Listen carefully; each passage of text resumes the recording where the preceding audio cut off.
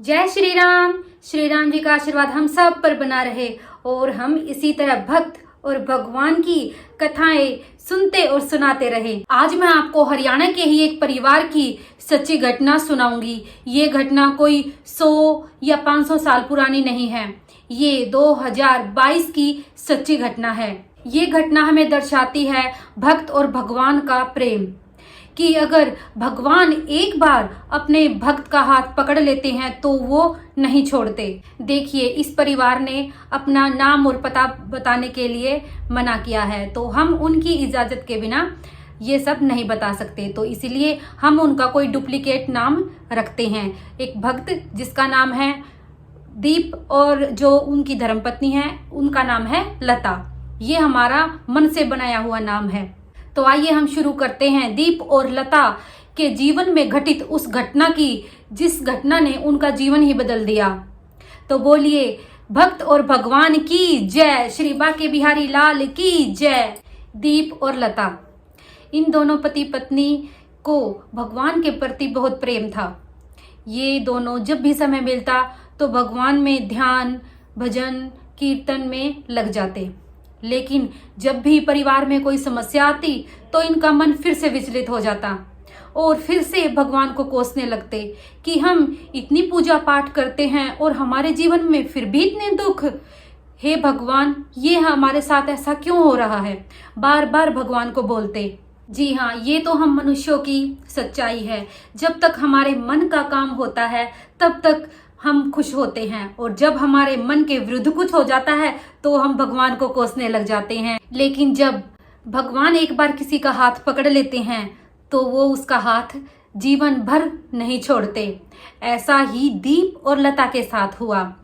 दीप का मन बांके बिहारी जाने का था, लेकिन लता बार बार मना कर देती। वृंदावन भी तो वही जा सकता है जब बांके बिहारी की कृपा बरस रही हो, और दीप और लता पर भी कृपा बरसी और वो वृंदावन के लिए तैयार हुए। हर रोज की तरह उस दिन भी दीप अपने ऑफिस गए और ऑफिस से ही अपनी पत्नी लता के पास फोन किया कि चलो वृंदावन।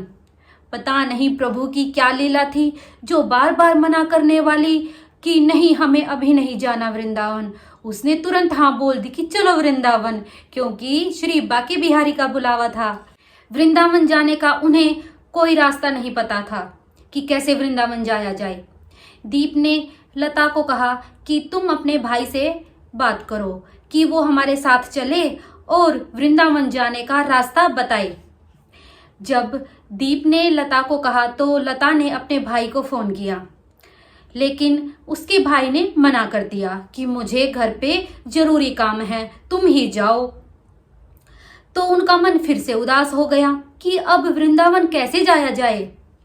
लेकिन फिर उनके मन में आवाज आई कि बांके बिहारी ने जब बुलाया है तो वो अपने आप ही रास्ता दिखाएंगे, चलो वृंदावन। दीप ने जल्दी से अपना ऑफिस का काम खत्म किया और आधे दिन की छुट्टी लेकर घर आ गए। वो एक ज्वाइंट फैमिली में रहते हैं।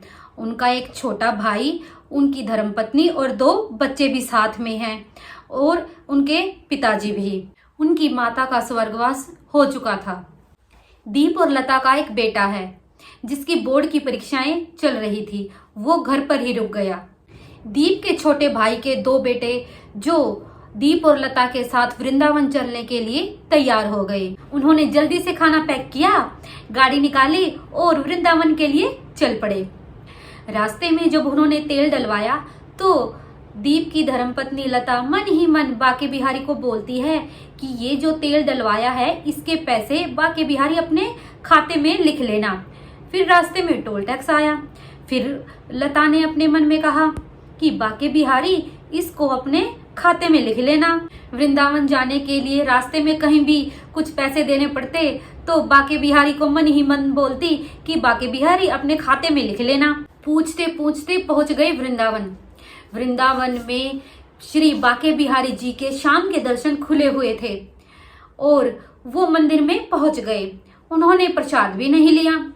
सोचा कि देखते हैं कि कौन है बांके बिहारी जिनके दर्शनों के लिए इतनी भीड़ हो रही है। और जब उन्होंने बांके बिहारी जी के दर्शन किए तो उनके सुंदर रूप को देखकर मोहित हो गए और बार बार उनको निहारते रहे। ऐसा तो कभी नहीं हुआ कि जिसने श्री बांके बिहारी जी के स्वरूप के सुंदर दर्शन किए हों और वो मोहित न हुआ हो। दीप और लता भी श्री बांके बिहारी जी के सुंदर स्वरूप के दर्शन करके मोहित हो चुके थे। दीप के छोटे भाई के जो 2 बच्चे थे उन्होंने भी खूब जी भर के दर्शन किए और दर्शन करने के बाद उन्होंने किराए पे एक कमरा ले लिया और वो रात भर उस कमरे पे रुके। रात भर कमरे पे रुकने के बाद सुबह दर्शन करने की फिर से इच्छा हुई और उन्होंने प्रसाद लिया और श्री बांके बिहारी के दर्शन करने के लिए फिर से निकल पड़े। श्री बांके बिहारी जी के उन्होंने बार बार दर्शन किए और कुछ समय तक वहीं पर खड़े रहे। भला बांके बिहारी के भी दर्शन करके किसी का मन भरा है जो उन दोनों का भरता। श्री बांके बिहारी जी के दर्शन करने के बाद वो और मंदिरों में भी दर्शन करने के लिए गए। फिर निधिवन गए। निधिवन से वो अपने कमरे की तरफ आ रहे थे। रास्ते में उन्हें एक छोटा सा बच्चा मिला। उस बच्चे की उम्र 6 से 7 साल की होगी। वो बच्चा बोला कि मैया तिलक लगवा लो। लता बोली, नहीं बेटा, मेरे तो माथे पर पहले से ही तिलक लगा हुआ है, मुझे और तिलक नहीं लगवाना।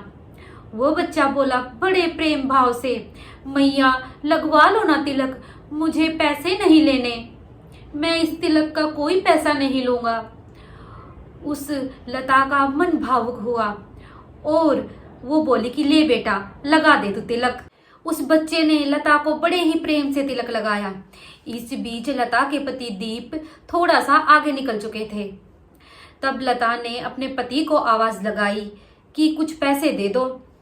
लता के पति पीछे वापस आए और उसको कुछ पैसे दिए। तब लता ने उस बच्चे को सिर पर हाथ फिराते हुए प्यार से उस बच्चे को पैसे दिए और कहा, लो बेटा इसकी तुम चीज खा लेना। और जल्दी जल्दी चल पड़े। चलने के बाद वो कमरे पर पहुंचे। कमरे से सामान लिया और सामान लेने के बाद जहां पर गाड़ी पार्किंग में लगाई हुई थी वहां से गाड़ी ली और घर के लिए चल पड़े। शाम को घर पे पहुंचे। पहुंचने के बाद बहुत थक चुके थे। खाना खा के सो गए। रात को लता के सपने में वही बच्चा आया। जहां बांके बिहारी जी स्वयं विराजमान है वहीं पर वो बच्चा झूले में झूल रहा है। माथे पर मोर पंख है, हाथ में बांसुरी है और मंद मंद मुस्कुरा रहा है। सुबह जब लता उठती है और अपने पति को ये सब बताती है कि हमें तो साक्षात बिहारी जी ही तिलक लगाने आए थे, तो वो भावुक हो जाती हैं। उनकी आंखों से अश्रुधारा बहने लगती है। जब दीप ऑफिस जाता है तो सब लोग उसे मुबारकबाद देते हैं। वो समझ नहीं पाता कि ये मुबारकबाद किस लिए है। जब वो अपना सैलरी बढ़ा हुआ लेटर देखता है तो आश्चर्यचकित हो जाता है। पूरी कंपनी में किसी की सैलरी नहीं बढ़ी सिवाय दीप के। दीप हैरान थे क्योंकि जब उन्होंने लेटर देखा कि ये तो उसी दिन की बात है जब वो छुट्टी लेकर वृंदावन गए थे और बच्चे के रूप में स्वयं बांके बिहारी उनके साथ लीला कर रहे थे। वो मन ही मन बहुत खुश थे कि जो काम करने में इतना समय लग रहा था श्री बांके बिहारी ने अपने चमत्कार से क्षण भर में ही कर दिया। इस लीला के बाद उनका जीवन ही बदल गया। अब वो भगवान का शुक्रिया करते हैं और दिन रात भगवान के भजन में लगे रहते हैं। तो बोलिए भक्त और भगवान की जय, श्री बांके बिहारी लाल की जय। क्या आपके साथ भी कोई ऐसी चमत्कारी घटना हुई है? अगर हाँ तो कमेंट में जरूर लिखिए। आपकी कहानी भी सुनाने का प्रयास मैं जरूर करूंगी, लेकिन वो सत्य होनी चाहिए।